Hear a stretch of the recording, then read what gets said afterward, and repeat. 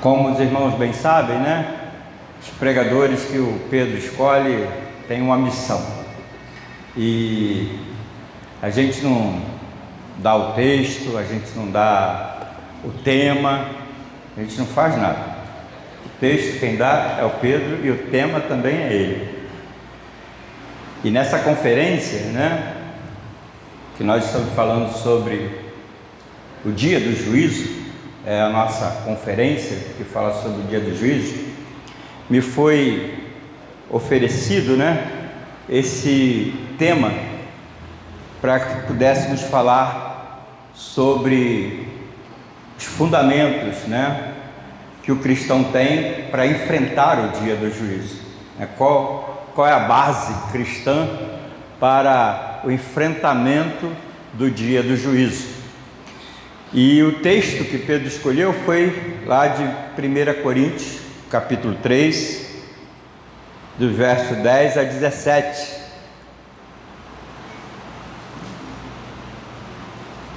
1 Coríntios, capítulo 3,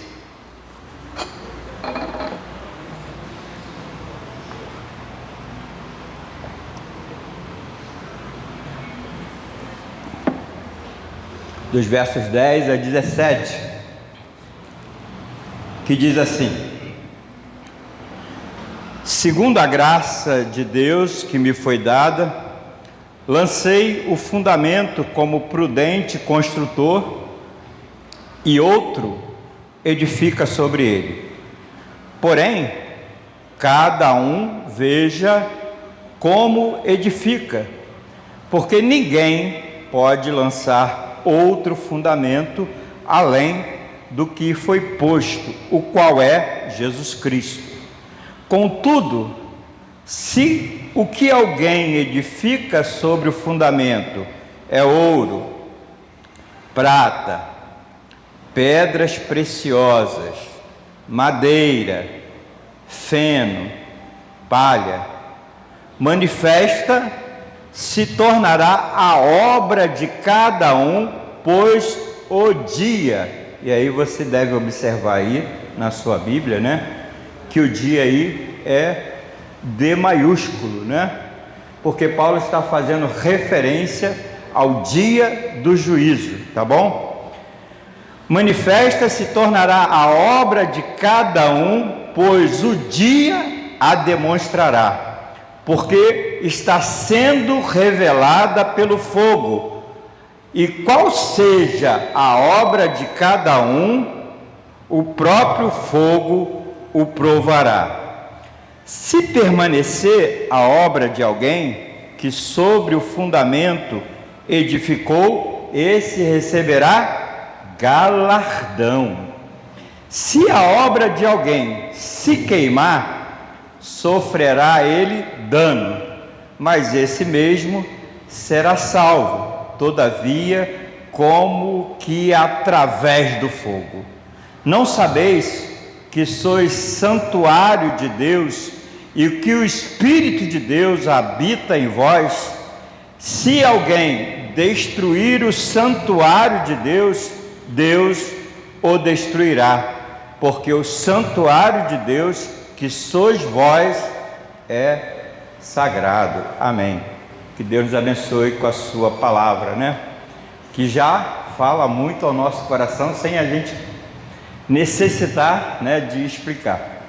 Mas eu gostaria que nós pudéssemos, né, trazer a lembrança que foi dito ontem, né, pelo reverendo Alain Lessa-Cioli. E aí ele deu um estudo sobre o Apocalipse capítulo 20, né? E ele falou uma coisa que eu gostaria de trazer aqui, né? Aquilo que ele disse. Ele falou ontem, né, que, lendo o texto sagrado, né, que no dia do juízo, né, serão abertos livros. E além dos livros que forem abertos, também se abrirá o livro da vida. O livro da vida. E exatamente, né, aqueles que não se acharem encontrados no livro da vida serão lançados no lago de fogo e de enxofre, né? E eu queria só lembrar isso, né? Porque esse é o julgamento, esse é o dia do Senhor, é o dia do juízo do Senhor. E nesse dia, cada um per si prestará conta a Deus. Cada um per si prestará conta a Deus. Isso é muito importante para nós, né? Lembrarmos, né? Ninguém vai prestar conta por mim, né? Ninguém vai prestar conta por você. É você que vai prestar conta de todas as suas obras. Os livros estão lá. Os livros estão lá escritos, os livros dos seus atos, das suas atitudes. É bom lembrar, né? Ninguém é salvo por obras, porque nós somos salvos pela graça de Deus. Favor esse que nós não somos merecedores. Mas é importante também lembrar que existe a responsabilidade. Existe uma responsabilidade, né? E qual é a responsabilidade? É ouvir a voz de Jesus, né? Porque ele diz assim: vem cá, você é meu discípulo? Você é meu? Você está ouvindo a minha voz? Ide, portanto, pregai o Evangelho a toda criatura, fazei discípulos de todas as nações. Essa é a voz de Jesus. E quem é de Jesus, né? Quem teve encontro com Jesus, ouve a sua voz. E quem ouve a sua voz e que tem o Espírito Santo dentro dessa pessoa, ele vai se dispor, né? Como o próprio Isaías se dispôs diante do Senhor, né? Quando estava lá diante do altar do Senhor e ouviu a voz, depois de santificado, depois de purificado pelo altar do Senhor, pela brasa viva do altar, ele ouviu a voz e disse: eis-me aqui, envia-me.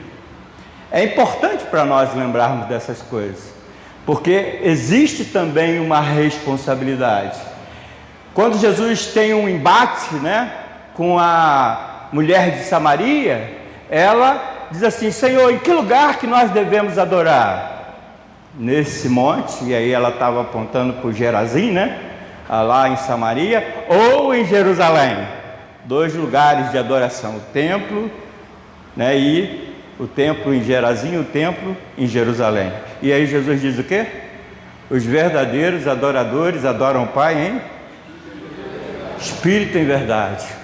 Porque cada um dos eleitos de Deus, cada um daqueles que Jesus salvou na cruz do Calvário, como está descrito lá na carta do apóstolo Paulo a Tito, né? Que os nossos nomes foram escritos no livro da vida antes da fundação do mundo. Todos aqueles que Deus salvou antes da fundação do mundo, estes foram salvos para levar, dar testemunho e pregar a palavra de Deus.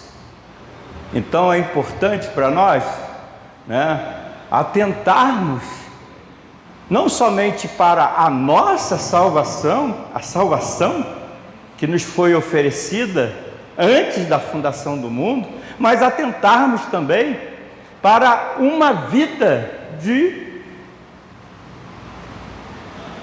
entrega ao Senhor.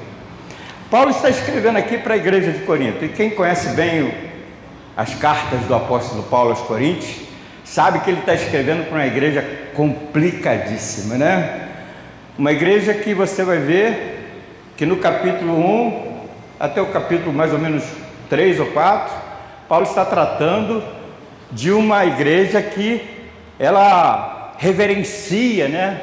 Reverencia os seus sábios, os seus instruídos. Eu sou de Paulo, eu sou de Apolo, eu sou de Cefas.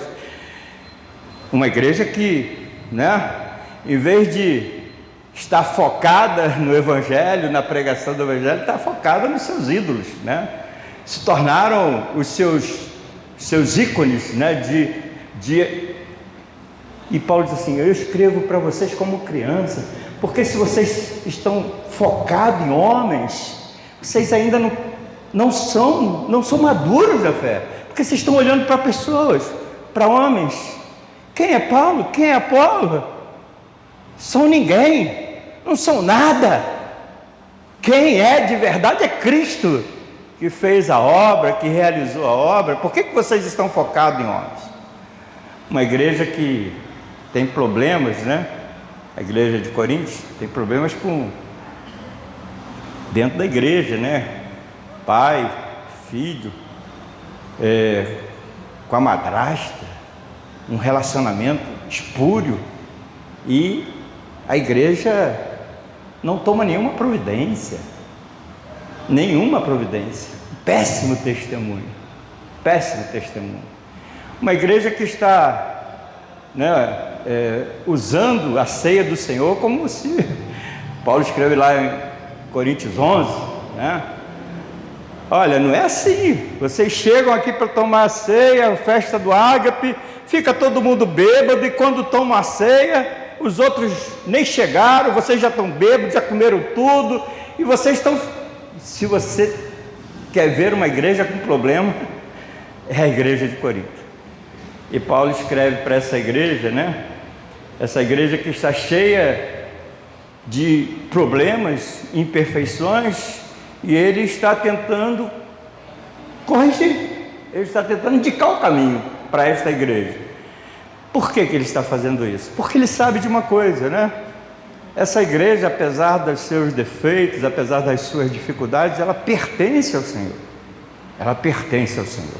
Apesar de ter os seus problemas, as suas lutas, é uma igreja que foi alcançada pela palavra de Cristo. E, portanto, essa igreja precisa ser guiada no caminho. E por isso Paulo insiste, escrevendo várias vezes para essa igreja. Não foram só 2 cartas, não. 2 estão nas Escrituras. Mas, segundo alguns estudiosos, foram 4 epístolas, 4 cartas que Paulo escreve para esta igreja. E aí, irmãos,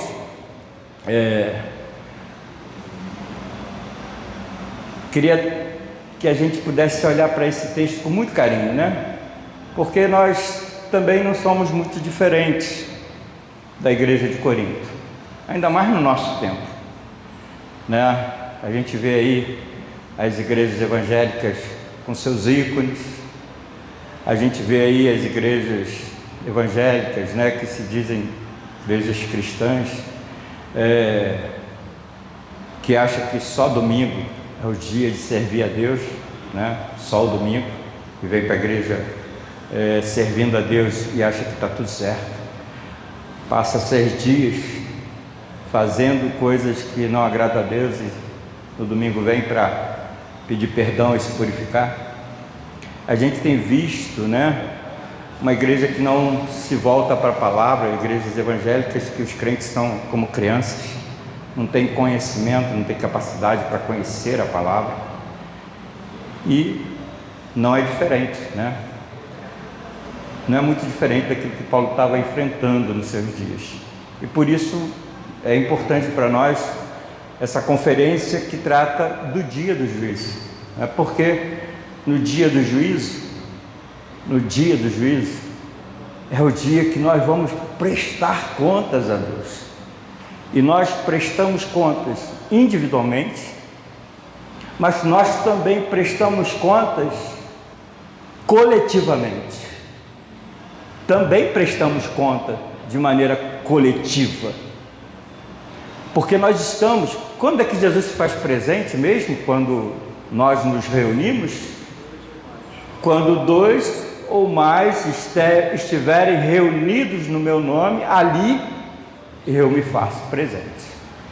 Então, quando nós nos reunimos, nós também precisamos saber o motivo pelo qual nós estamos reunidos. Se os adoradores adoram em espírito e em verdade, quando nós nos reunimos, nós precisamos saber o que fazer quando estivermos reunidos no nome do Senhor. E Paulo está exatamente falando sobre esta igreja que se reúne, esta igreja que está reunida e que dá testemunho ao mundo. Que quando se reúne, as pessoas estão olhando para ela. Que quando se reúne, o mundo está observando. Por que esta igreja abre as portas num dia de sábado para fazer ensino, estudar a palavra. A igreja é observada. Às vezes eu percebo isso muito bem. Irmãos, eu estou nesse bairro há 22 anos, nesse bairro. Eu conheço muita gente, mas tem muita gente que me conhece que eu não conheço. Tem muita gente que passa, oi pastor, e eu olho e falo assim, quando é que eu te vi? Quando é que eu te vi? E parece que eu estou vendo aquela pessoa pela primeira vez. Mas tem muita gente que me conhece. E isso é porque você está sendo observado.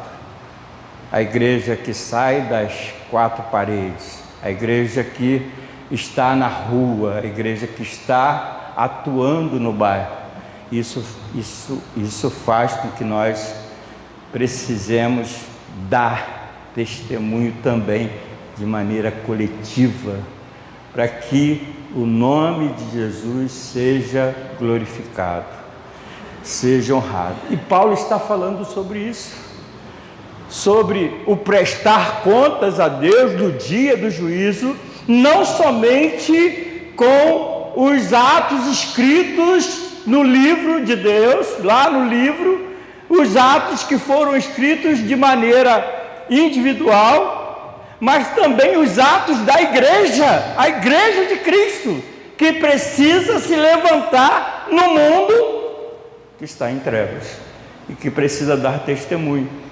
E qual é o fundamento da igreja? O que a igreja tem como fundamento?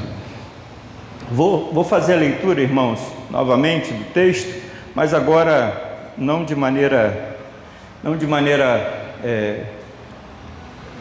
contínua, né? Mas o primeiro versículo é contínuo. Ele diz assim: segundo a graça de Deus que me foi dada, lancei o fundamento, como prudente construtor, e outro edifica sobre ele. Porém, cada um veja como edifica, porque ninguém pode lançar outro fundamento além do que já foi posto, o qual é Jesus Cristo. Essa é a primeira coisa que Paulo vai fazer aí vai fazer uma comparação, né? Com a construção de um edifício, né? Eu tenho as minhas peripécias, né? Eu já tentei ser pedreiro. Já tentei. Uma vez eu construí um muro e ele caiu. Pá! E Paulo está falando sobre uma das coisas que é fundamental para que o edifício fique de pé, né? É aonde ele está posto, né?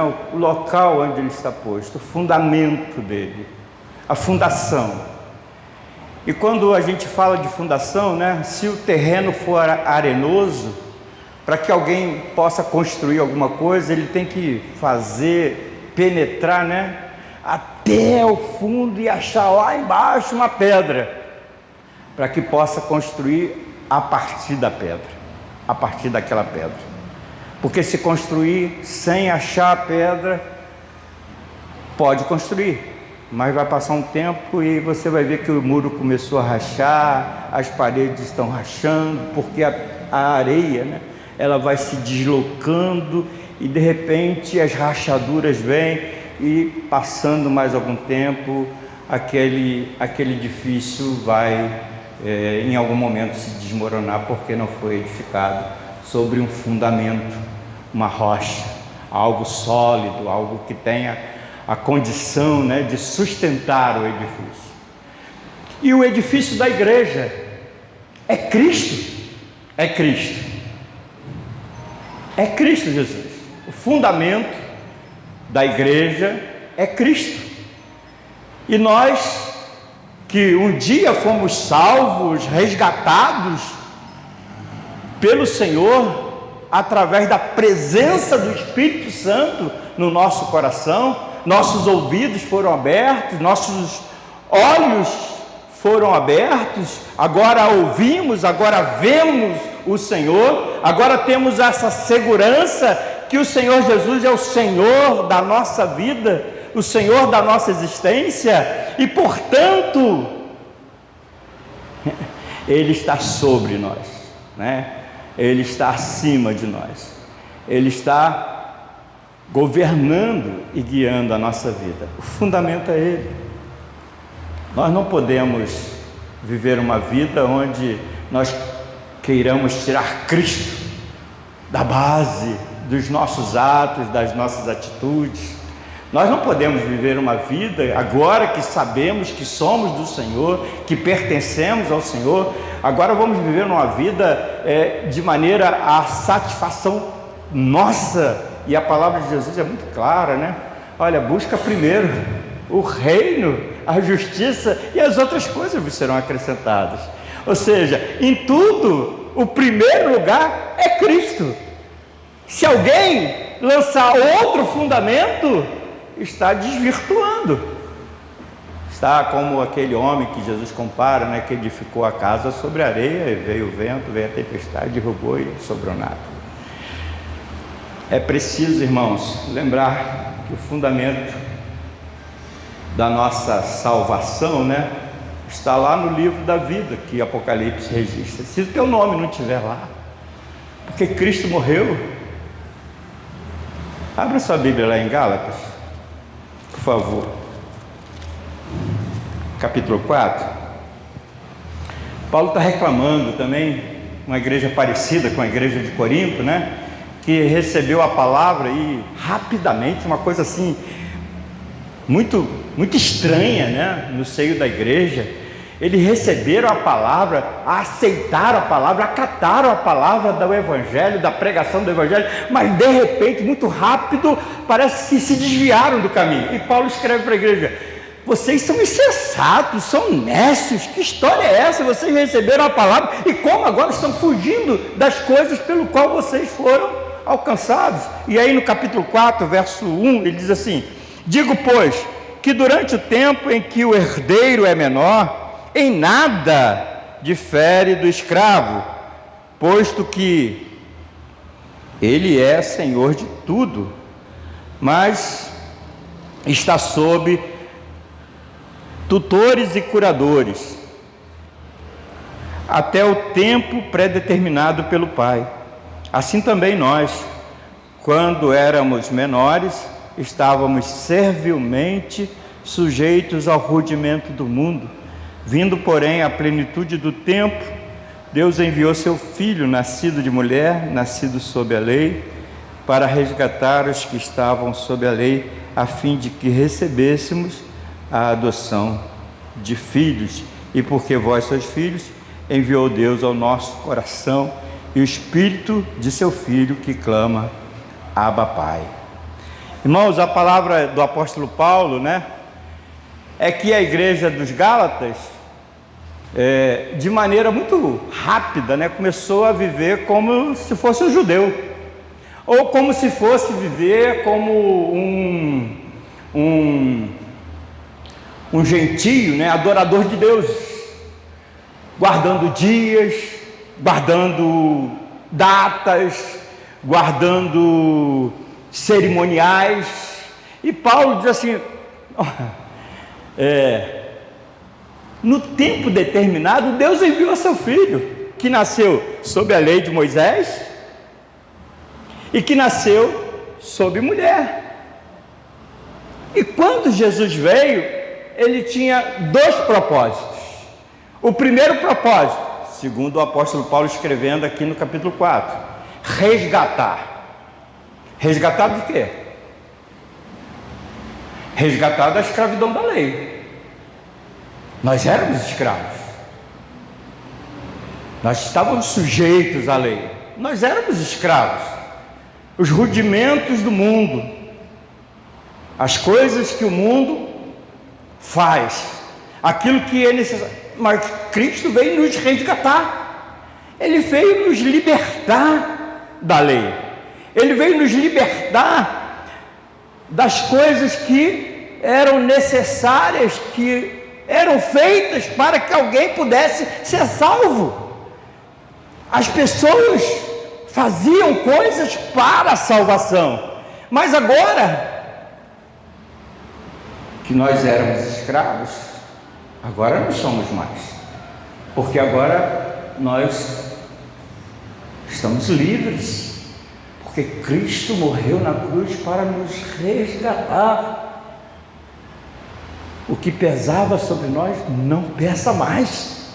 Aquilo que era o nosso jugo não é mais o nosso jugo, porque Cristo nos libertou. Ele nos tirou da morte, Ele nos tirou da lei. Nós não somos mais escravos. Mas há um segundo motivo pelo qual Jesus veio. Não foi somente para nos resgatar. Isso já era maravilhoso, né? Nos resgatar da morte, nos resgatar de toda aquela estrutura. Jesus morre na cruz, paga o preço pelos nossos pecados e nos liberta. Agora Jesus também, segundo o apóstolo Paulo, ele veio com um propósito, não só de nos dar liberdade, mas de nos fazer filhos, herdeiros. Irmãos, se você vive em outro tipo de fundamento, se você não está fundamentado em Cristo, como é que você vai possuir o reino de Deus? Como é que você vai adentrar ao reino de Deus?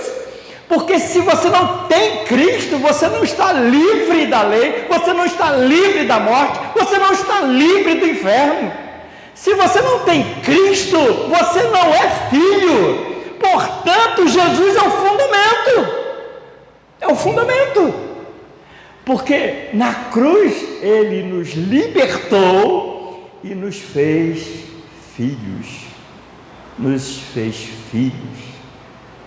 Por isso a igreja de Corinto deveria se botar os pés, nessa segurança, a segurança de todo cristão, que a sua vida está firmada na obra de Cristo, no sacrifício de Cristo. Não está firmada em filosofias, não está firmada em ícones, não está firmada em estruturas humanas, não está firmada em leis, porque está firmada na graça, porque Jesus fez a obra que era necessária para nos tornar libertos e herdeiros dele. Herdeiros. Então, irmãos, não existe outro fundamento. Para que você receba Cristo, você precisa crer. É a única coisa que você precisa. Para que você seja liberto, você precisa ter fé. Você precisa ter fé. Você precisa crer. Qual é a base do crente? Qual é o fundamento da igreja? Essa igreja está fundamentada na fé em Cristo. É o fundamento da igreja. Porque todo aquele que crê será salvo. Todo aquele que crê em Jesus Cristo, todo aquele que confessa a Cristo será salvo. Esse é o fundamento, irmãos. E não pode ser lançado outro fundamento. Não vem dizer que você vai ser salvo porque vestiu um vestido longo. Não venha me dizer que você vai ser salvo porque usou terno. Não venha me dizer que você foi salvo porque frequentou a igreja todo domingo. Não venha me dizer que você vai ser salvo porque entregou o seu dízimo. Tudo isso você tem que fazer. Tudo isso não, né? Vestir roupa, mas algumas coisas você tem que fazer. Mas isso não te salva. O que salva você é a sua fé. em Cristo Jesus. Porque a fé não é sua, a fé é dom de Deus, e aqueles que Deus elegeu, que escreveu no livro da vida, a esses Ele enviou o Espírito, para que o Espírito pudesse habitar no coração e lhes dar essa segurança de que a crença, a certeza, a esperança de Cristo é o fundamento da vida cristã. Então, irmãos, no dia do juízo, quando o apóstolo Pedro abrir a porta, o pessoal fala isso, né? O apóstolo Pedro abrir a porta, você vai chegar lá, né, na porta do céu, assim, você quer entrar, mas qual o motivo que você quer entrar? Por que você quer entrar? Porque fez isso, fez aquilo outro? O único motivo pelo qual nós adentramos o reino é a nossa segurança de que Cristo é nosso Senhor e Salvador da nossa vida. É a única coisa que nos faz adentrar. Aqueles que creem terão acesso diante do trono da graça de Deus. Mas é importante, né? É importante para nós, como diz o apóstolo Paulo aqui em Coríntios, né? Existe um cara que é sábio construtor, né? Se o fundamento é Cristo, se o fundamento, a fé em Cristo Jesus, a crença em Cristo Jesus, é essa que garante que teu nome está escrito no livro, né? Você, como igreja do Senhor, precisa ter sabedoria para poder conduzir a sua vida. Precisa de sabedoria. E o sábio construtor, né? O cara que constrói, ele sabe que precisa de bons materiais, né? Se o cimento não for maior, filho, vai demorar, você cai. Sabe que precisa de bom material para construir, né? E o apóstolo Paulo diz aqui, olha, existem alguns materiais, existe ouro, prata, existe pedras preciosas, existe palha, feno, madeira. Paulo vai trazer vai elencar, né, alguns materiais que são usados na construção, que são utilizados na construção. Por que ele está elencando esses materiais?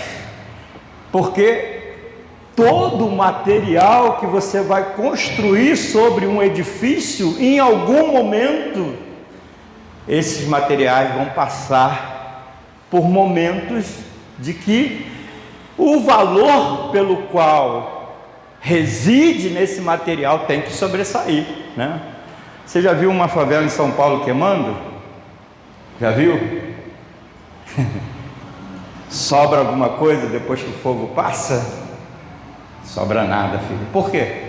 Porque na maioria das vezes as favelas são feitas de madeira, né? São feitas de aglomerados. A maioria das vezes as favelas são feitas assim, quando o fogo começa a lamber, não sobra nada. A pessoa deve correr, deixar para trás tudo, né? Tudo, e só salvar a vida dela. Paulo diz que assim é a vida na igreja que milita, na igreja militante. A igreja que tem como fundamento que é a pessoa de Cristo, a fé em Cristo Jesus, precisa edificar, precisa construir um edifício e tem que escolher os materiais que vai usar. Tem que escolher os materiais. Então, o que você e eu estamos entregando, né, para o Senhor? O que nós estamos entregando? Depois de termos crido, depois de termos sido alcançados pela a misericórdia, pela graça de Deus, o que nós estamos entregando para o Senhor? Você já leu o Salmo, que os meninos aqui devem gostar de cantar, né? Devem gostar de cantar.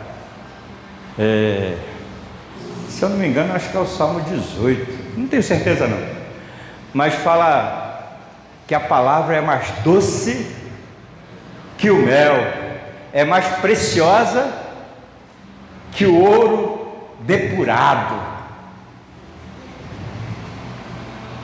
O temor do Senhor é límpido e permanece para sempre. Os juízos do Senhor são verdadeiros e todos igualmente justos, são mais desejáveis do que o ouro, muito mais do que o ouro depurado, são mais doces do que o mel e o destilar dos favos. 19, né? Errei, era 18? Não, é 19. Então, irmãos, a igreja de Cristo precisa zelar pela palavra, precisa zelar pela palavra, porque a palavra de Deus, toda a palavra, toda ela, deve ser o direcionador da vida da igreja, deve ser o direcionador da caminhada, do testemunho que essa igreja mantém enquanto caminha, enquanto milita nesse mundo. Enquanto nós militarmos, precisamos zelar pela palavra, porque ela é exatamente um material necessário para que no dia de Cristo o nosso trabalho não tenha sido em vão, o nosso trabalho não seja como palha, né? Estou dizendo que tem muita gente com boas intenções, né? E querem ver a igreja cheia, e muitas das vezes, né, se cercam de artifícios e de artimanhas para atrair as pessoas, e muitas das vezes se esquecem que o que é mais precioso para a igreja que milita é o zelo pela palavra, é o zelo pela palavra, porque no dia do juízo alguém vai dizer assim: Senhor, eu preguei no teu nome, eu fiz um milagre, eu realizei coisas sensacionais, e Jesus vai dizer assim: eu não te conheço, eu não te conheço. Por que Jesus vai dizer isso? Porque essa pessoa, por mais que ela tenha vivenciado o Evangelho, por mais que ela tenha vivenciado as coisas, ela não fez como deveria fazer. Irmãos, o nosso coração é enganoso, mas Deus é maior que o nosso coração. Por isso todas as coisas têm que ser postas diante do Senhor. Por isso que a nossa vida não pode ser dirigida de qualquer forma, nem de qualquer maneira. Os nossos anseios, nossos sonhos, nossos desejos têm que ser colocados aos pés de Cristo, para que Ele aponte o caminho, para que Ele nos dê a direção. Porque nós não podemos construir sobre este fundamento, que é o sacrifício de Cristo, outra coisa que não seja ouro, prata ou pedra preciosa. Porque o sábio construtor vai colocar diante do Senhor aquilo que é mais precioso para o Senhor e não para ele. O que é mais importante para Deus? Sacrificar ou obedecer? Obedecer. O que é mais importante é a obediência. É a obediência à palavra. Portanto, irmão, o sábio construtor busca a direção na palavra. É isso que Paulo está dizendo. Paulo está dizendo para a igreja, uma igreja que perdeu o foco, está fazendo coisas que não deveria fazer, está fazendo coisas que não deveria realizar, o testemunho está sendo frágil, a igreja, o nome de Cristo está sendo escandalizado, e a igreja precisa se voltar para a palavra. Agora, tem aquele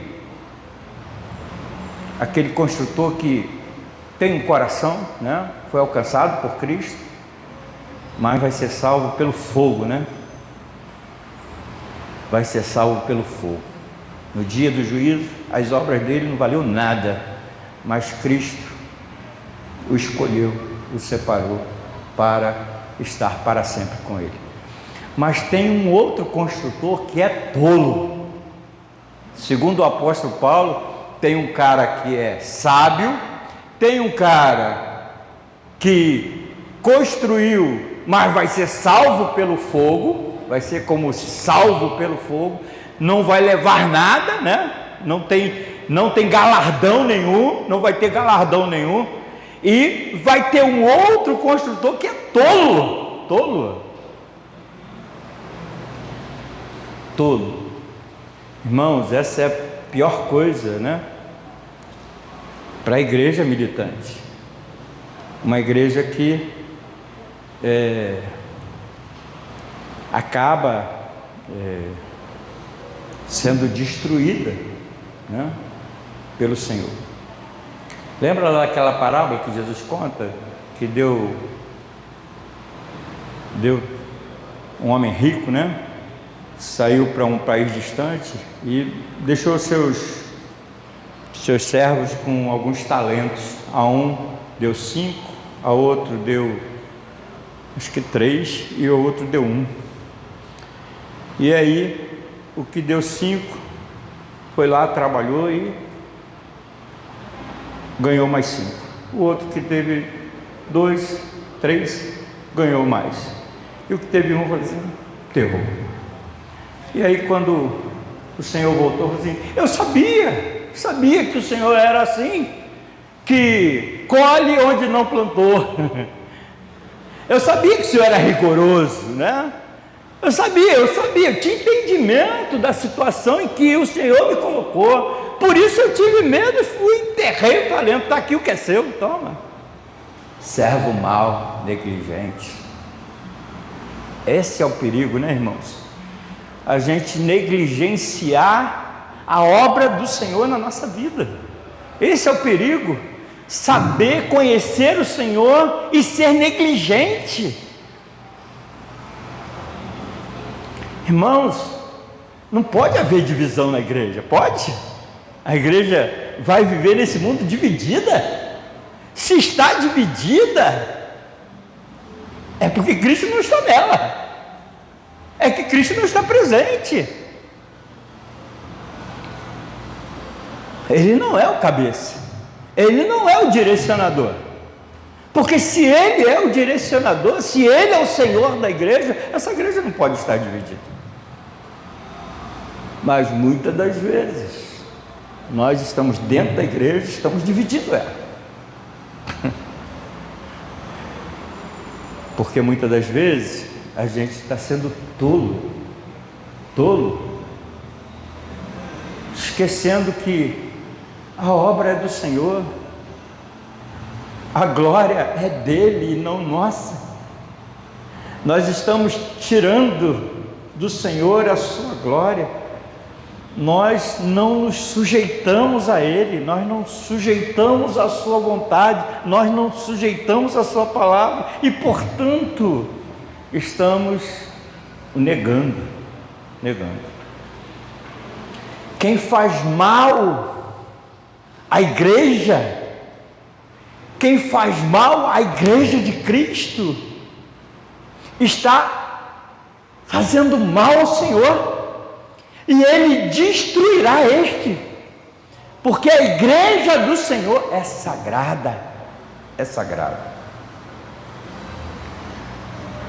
Esta igreja foi consagrada ao Senhor, e portanto ninguém pode fazer mal a ela. Irmãos, a gente tem que ter um cuidado enorme, né, com o ministério que a gente recebe. Porque às vezes a gente acha que o ministério é nosso, né? E ele não é nosso. É o Senhor que distribui para que nós possamos fazer para Ele, para a obra dEle, para o crescimento da obra dEle. Então é muito difícil a gente viver uma vida cristã desatenta. Porque à medida que você está desatento, certamente você está correndo perigo. Perigo. Porque tem gente que, apesar de estar na igreja, não pertence a ela. Não pertence. São joio no meio do trigo. São lobos vestidos de ovelhas. E no dia de Cristo, no dia que Jesus vai fazer separação, e nós precisamos zelar, né? O fundamento desta igreja, que somos nós, não é só, principalmente, claro, estar debaixo desta obra maravilhosa, que é a obra de Cristo, que nos libertou do pecado, do mal, do medo, do inferno. Não só fez isso, nos fez herdeiros do trono da graça, nos fez filhos por meio da adoção, somos filhos adotivos. Então são duas coisas maravilhosas, porque sendo alcançados pela obra de Cristo, nosso nome está escrito no livro, e portanto nada do que fizemos, nada daquilo que viemos a fazer é maior do que esta obra, porque quem está escrito no livro está salvo, quem não está escrito não está salvo. Mas aqueles que fazem a obra, segundo o apóstolo Paulo, zelam pela palavra, pregam a palavra com fidelidade, amam a palavra, vivem a palavra, tem galardão.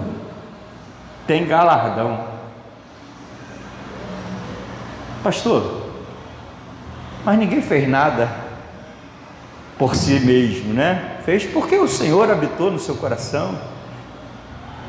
As obras que essa pessoa fez, não fez porque ela quis fazer, porque Deus preparou de antemão para que ela fizesse.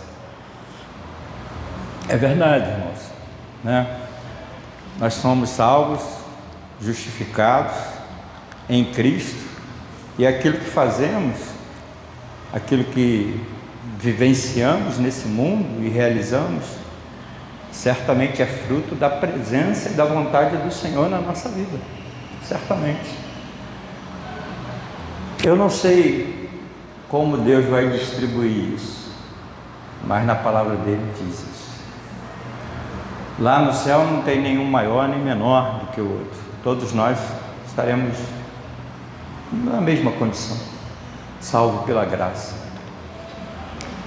Alguns, né, terão coroa da justiça, todos terão a coroa da justiça, todos terão a coroa da vida, todos terão a coroa da vida, porque essas coroas, elas foram dadas na cruz,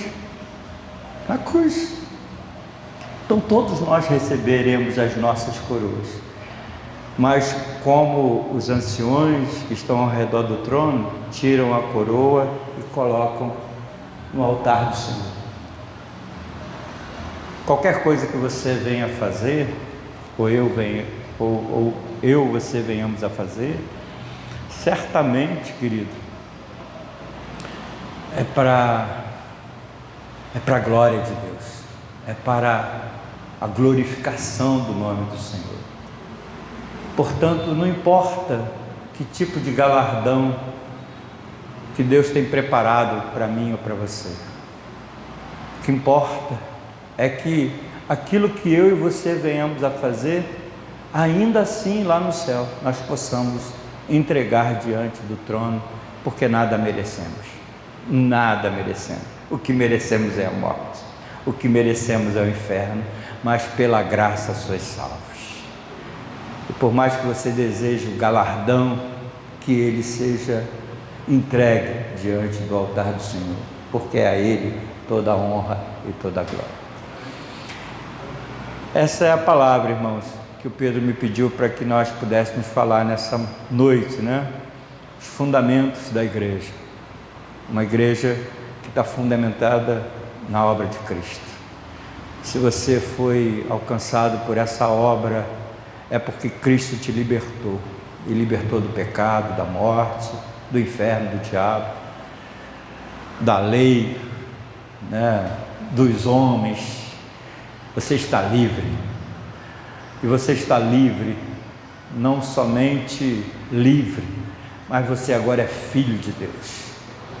E por ser filho de Deus, você reflete a presença de Deus na sua vida. A palavra de Deus tem que estar na sua boca, tem que estar no seu coração. A palavra de Deus tem que estar na sua vida. Portanto, querido, que você seja abençoado, porque no dia do juízo, o que vai permanecer, o que realmente vai permanecer, é a palavra que está na sua vida e que dirige a sua vida para a glória do nome do Senhor. Que Deus te abençoe, te guarde, em nome de Jesus. Amém?